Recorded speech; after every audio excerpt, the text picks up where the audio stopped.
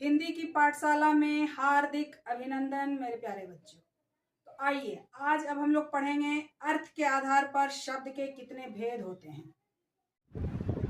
अर्थ के आधार पर शब्द के 6 भेद माने जाते हैं। एकार्थक शब्द, जिन शब्दों का हमेशा एक ही अर्थ होता है उन्हें एकार्थक शब्द कहे जाते हैं। जैसे दूध, भूख, घर, प्यास आदि की एक ही अर्थ होता है, इन्हें हम एकार्थक शब्द कहते हैं। दूसरा क्या है बच्चों? अनेकार्थक शब्द, जिन शब्दों का एक से अधिक अर्थ होता है, जिन शब्दों का एक से अधिक अर्थ होता है उन्हें हम अनेकार्थक शब्द कहते हैं। जैसे कर, हाथ, किरण, टैक्स। इसको समझ रहे हैं? कर का हाथ हो गया, किरण हो गया, टैक्स हो गया। ये अनेकार्थी शब्द हैं, अलग अलग अर्थ वाले शब्द हैं। मित्र, दोस्त, सूर्य, सहयोगी, ये अलग अलग अर्थ हैं। अनेकार्थी शब्द को भिन्नार्थक शब्द भी कहते हैं। भिन्न अर्थ वाले शब्द, ये अलग अलग अर्थ हैं, इसे ध्यान रखना है। समानार्थक शब्द, समानार्थक शब्द को पर्यायवाची शब्द भी कहते हैं बच्चों। जिन शब्दों के अर्थ में समानता हो उन्हें समानार्थक शब्द कहते हैं। आप लोग जानते होंगे कि समानार्थक शब्द को पर्यायवाची शब्द भी कहते हैं, ध्यान रखना है।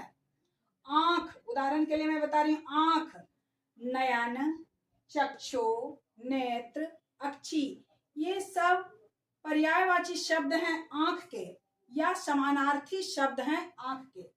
वस्त्र, कपड़ा, अंबर, वसन, चीर, ये सब क्या है? वस्त्र के समानार्थक शब्द हैं, समान अर्थ वाले शब्द हैं या पर्यायवाची शब्द हैं। समानार्थक शब्द को पर्यायवाची शब्द भी कहा जाता है प्यारे बच्चों, इसको ध्यान में रखना है। अब आइए चौथे नंबर पर विलोमार्थक शब्द, जिसे हम विपरीतार्थक शब्द भी कहते हैं। विपरीत अर्थ वाले अर्थात उल्टा शब्द, उल्टे अर्थ वाले शब्द, कि जिस शब्द का अर्थ उल्टा हो। विलोम अर्थ देने वाले शब्द को विलोमार्थक शब्द कहते हैं या विपरीतार्थक शब्द कहते हैं। जैसे आदि, अंत, दुर्बल, सबल, समझ रहे हैं? सभ्य, असभ्य, बहुत सारा ऐसा है। दिन, रात, तो ये क्या है?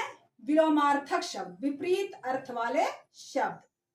अब आगे बढ़ते हुए हम लोग आते हैं श्रुति समभिन्नार्थक शब्द। इसका अर्थ समझिए पहले। श्रुति यानी सुनने में जो समान लगे लेकिन अर्थ इसका क्या हो? भिन्न हो, अलग अलग हो।